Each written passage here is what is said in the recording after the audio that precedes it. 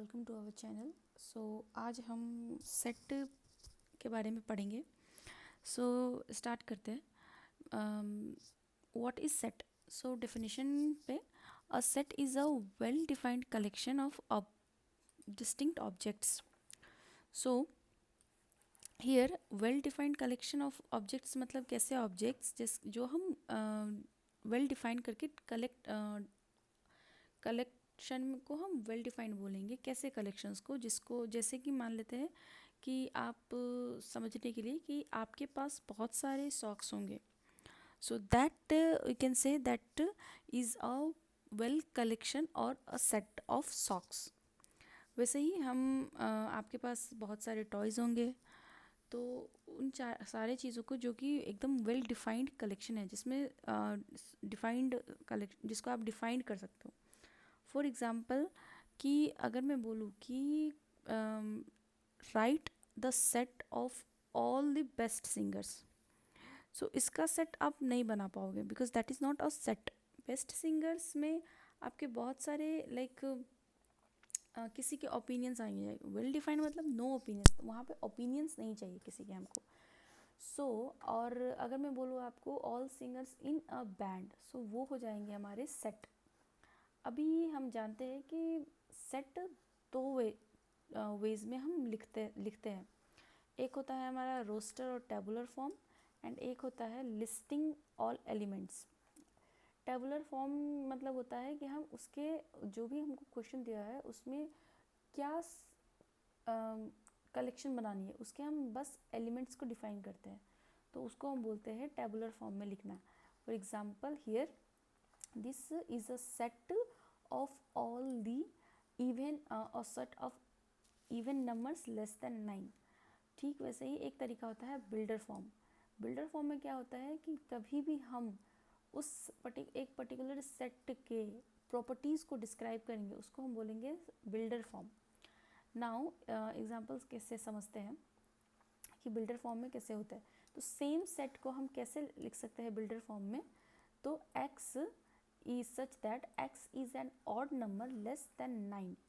तो x में तुम्हारे एक सेट बनाओ जिसमें सारे एलिमेंट्स होंगे जो कि 9 से लेस होंगे। इस तरीके से लिखना को बोलते हैं बिल्डर फॉर्म। नाउ हम जानते हैं, मैंने एक क्वेश्चन दिया हुआ है यहाँ पे। मैं चाहती हूँ कि आप लोग कमेंट सेक्शन में इसका आंसर बता पाओ, ताकि और आप दोनों तरीके से बताना, दोनों तरीके से लिखना। One will be like tabular form में भी आप लिख देना एंड सेट बिल्डर फॉर्म में भी आप लिख देना, ताकि मुझे भी लगे कि हाँ समझ रहे हैं। ठीक है, अभी आते हैं दूसरे टॉपिक में। दूसरा टॉपिक है हमारा टाइप्स ऑफ सेट। तो बेसिकली हमारे चार मोस्ट मेन टाइप्स होते हैं सेट के। एक होता है एम्प्टी, जिसको हम बोलते हैं नल सेट। एक होता है फाइनाइट सेट, एक होता है इनफाइनाइट, और एक होता है सिंगलटन सेट। अब हम जानते हैं कि ये चारों को समझते हैं। ठीक है, अभी फर्स्ट में आता है हमारा डेफिनेशन से हम समझते हैं। फर्स्ट में आता है द एम्प्टी सेट और null set. It has no set. The set is known as empty set which has no elements. So for example, the set of triangles with 4 sides। अभी हमको पता है कि ट्रायंगल्स में कभी भी 4 साइड्स नहीं होते। तो जब भी एक ऐसा क्वेश्चन आएगा जिसमें कुछ भी आंसर नहीं होगा, उसमें क्या वो उसको हम कैसे लिखेंगे? ऐसे लिखने का तरीका होता है to define a null set और एम्प्टी सेट। एक होता है, ये है finite set. Finite set is a set that you can count, means एक ऐसा सेट जिसके एलिमेंट्स आप काउंट करके बता सको कि उस सेट में कितने सारे एलिमेंट्स हैं। सपोज फॉर एग्जाम्पल यहाँ पे हमने लिया है कि the number of days in a week, जिसका काउंट आएगा आपको 7 days. Now infinite is just opposite of finite set. So infinite में क्या आता है कि जिसके नंबर्स को हम कभी काउंट ही नहीं कर सकते। जैसे कि एग्जाम्पल पे the set of whole numbers for instance. Now whole number हमारा 0 से स्टार्ट होता है और इनफाइनाइट तक जाता है। So this is called an infinite set. Infinite set को हमेशा लिखने के लिए हम ब्रैकेट से स्टार्ट करेंगे और 3 डॉट से ख़त्म करेंगे। It means that it is keeps on go on. ना होता है सिंगलटन सेट। सिंगलटन सेट क्या किसको बोलेंगे? A set that contains only on one element is known as singleton set.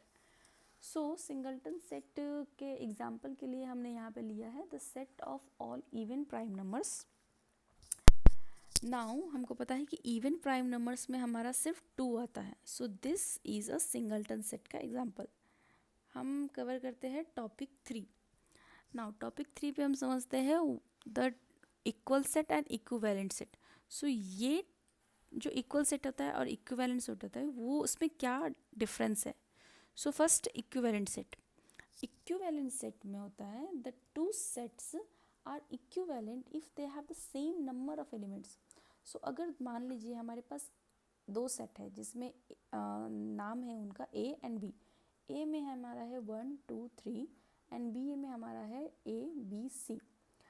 अगर हम किसी ने पूछा कि क्या ये दोनों इक्विवेलेंट सेट है, तो हमको क्या देखना है बेसिकली इक्विवेलेंट के लिए कि क्या एलिमेंट्स के काउंट दोनों सेट के बराबर है या नहीं। तो जैसे कि इसमें 1 2 3 इसका काउंट हो गया 3 एंड इसमें है ए बी सी इसका भी काउंट है 3। सो हाँ, ये दोनों बराबर इक्विवेलेंट सेट है because they both have 3 elements. So यहाँ पे n is the element of set A and n means element of b। तो n का वैल्यू क्या आएगा? 3। Now equal set. Equal set में क्या होता है कि सारे एलिमेंट्स ऑफ सेट ए के होने चाहिए और उतने ही होने चाहिए बी में। अभी यहाँ पे इक्वल सेट में क्या होता है, हम ऑर्डर और रेपुटेशंस नहीं देखते हैं। सो बेसिकली इसका हम जब निकालेंगे तो ए है पी और पी, यहाँ पे 2 पी है। बट क्योंकि हम बोलते हैं कि इक्वल सेट में हम ना ही तो ऑर्डर देखते हैं ना ही रिपीटेशन देखते हैं, तो ये पी 2 बार यह है, इसको हम एक ही काउंट करेंगे। उसके बाद एल है और ई है। वैसे ही बी वाले सेट में भी हमारा पी है एल है ई है ए है। तो क्या ये दोनों इक्वल है? तो हाँ, ये दोनों इक्वल है। क्यों इक्वल है?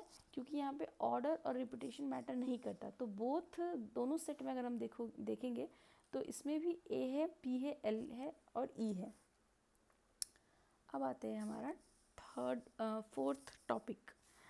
सो अगर मैं फास्ट हूँ या कुछ आप चाहते हो कि मैं कोई और टॉपिक को डीप डाइव करूँ तो आप कमेंट में मुझे बता सकते हो, हम दोबारा से करेंगे। नाउ फोर्थ टॉपिक है हमारा universal set. So universal set को हम क्या बोलते हैं, डेफिनेशन के हिसाब से समझते हैं। द यूनिवर्सल सेट इसको हम डिफाइन करते हैं कैप्स यू से, इज द लार्जेस्ट और parent set that contains all the elements relevant to a particular discussion. जब भी हम कुछ भी डिस्कस करते हैं या डिफाइन करते रहते हैं तो यूनिवर्सल सेट में सारे के सारे एलिमेंट्स आते हैं। उस टाइप के सेट को बोलते हैं हम यूनिवर्सल सेट। अब ये क्वेश्चन से हम समझते हैं। Let set A equal to red blue and set B बराबर होता है ग्रीन। यहाँ पे 2 सेट लिया है, ए जिसमें रेड एंड ब्लू है और सेट बी जिसमें ग्रीन और येलो है। तो इसकी यूनिवर्सल सेट क्या होंगी? सो जैसे कि हमने पता है कि यूनिवर्सल सेट मतलब डिस्कशन के सारे वैल्यूज़, ठीक है। तो यहाँ पे U से हम हमेशा यूनिवर्सल सेट को डिफाइन करते हैं। तो U हो जाएगा हमारा all colours in an rainbow, ठीक है।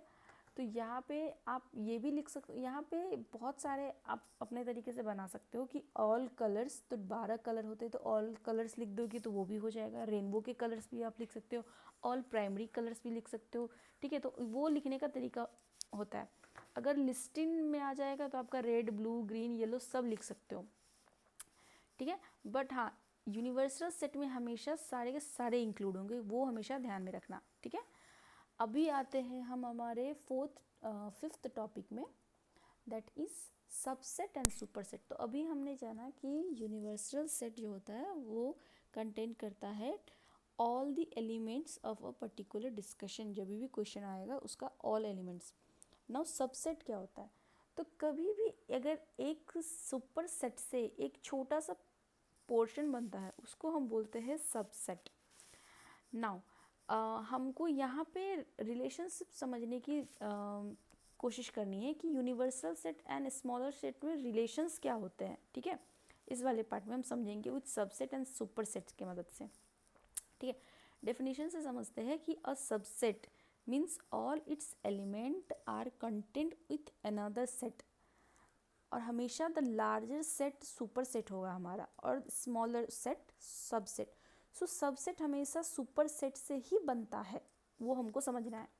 और सबसेट डिफाइन कैसे होता है, तो सबसेट डिफाइन करने का तरीका होता है उल्टा सी, ठीक है। जब भी उल्टा सी आप, जैसे यूनिवर्सल सेट में हमेशा हम यू से डिफाइन करते हैं सेट को, सबसेट बनाने में हम डिफाइन करते हैं सी से, ठीक है। तो क्वेश्चन से समझते हैं, a subset of B if every element of A is also an element of B।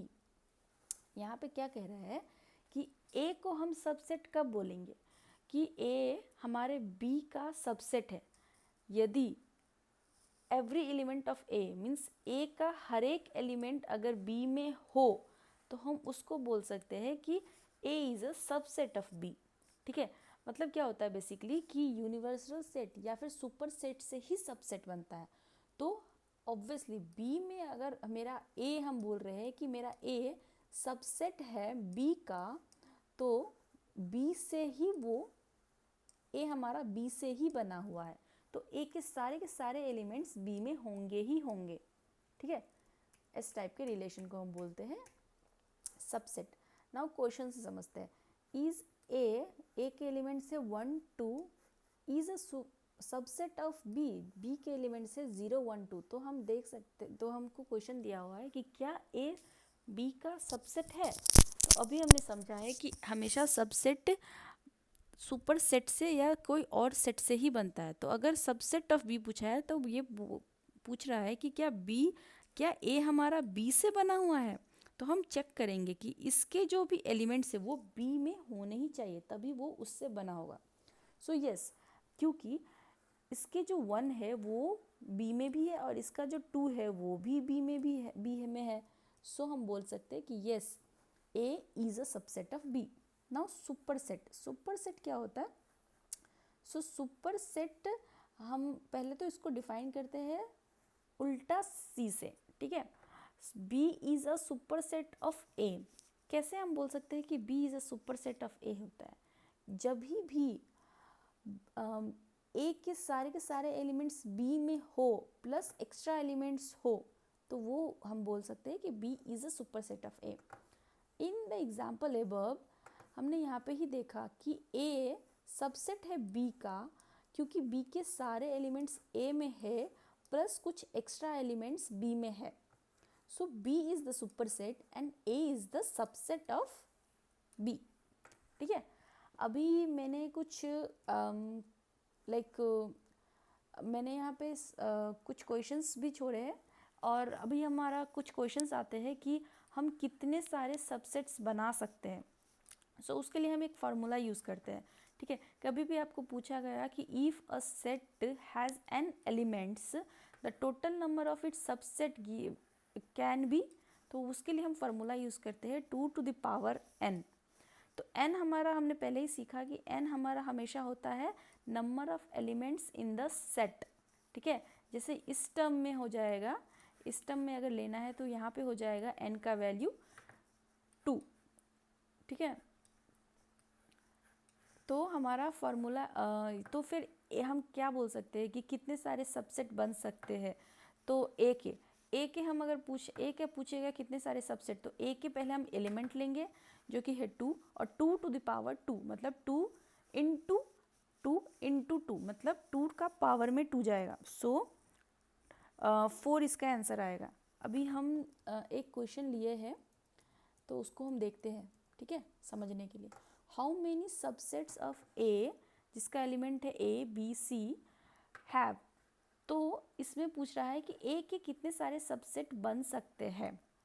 सो इसमें क्या है कि एलिमेंट्स ए बी सी है, तो n का वैल्यू क्या हो जाएगा 3, 2 to the power 3, तो 2 to the power 3 मीन्स 8। अभी हम अगर पावर्स नहीं समझ में आ रही है तो मतलब होता है कि 2 को 3 बारी मल्टीप्लाई करो 2 से, ठीक है। तो इसका आंसर आएगा हमारा 8। पावर मतलब होते उतनी बारी मल्टीप्लाई करना, ठीक है। ओके, सो यहीं से इसका आंसर 8 आया, तो 8 सबसेट्स इसके बन सकते हैं। Okay, that's 8। अभी हम लोगों ने इस टॉपिक में बहुत कुछ सीखा सेट के बारे में। पहले तो सेट क्या होती है, सेट को लिखने का तरीका सीखा, सेट के टाइप्स सीखे, इक्वल और इक्विवेलेंट क्या होता है, सुपर सेट क्या होता है, यूनिवर्सल सेट क्या होता है, सबसेट क्या होता है, सबसेट निकालते कैसे। या तो ये सारी चीज़ें हमने सीख ली और आप उम्मीद है आप याद भी रखोगे कुछ चीज़ें। अगर नहीं तो आप मुझसे पूछ सकते हो कमेंट में। एंड अभी हम मैंने दो यहाँ पे क्वेश्चंस पोस्ट करे हैं। मैं चाहती हूँ आप ये दोनों क्वेश्चन सॉल्व करो, ताकि इस चैप्टर से रिलेटेड है, ताकि ये दो क्वेश्चंस आप अगर सॉल्व कर दोगे तो सेट आपका हो जाएगा, ठीक है। और आप आंसर को कमेंट सेक्शन में लिख सकते हो। हम दूसरा यूनिट कवर करेंगे नेक्स्ट वीडियो में, जो कि हम whole numbers and square root सीखेंगे। अगर आपको वीडियो अच्छी लगी हो तो आप please like share and subscribe करो। तब तक के लिए बाय बाय।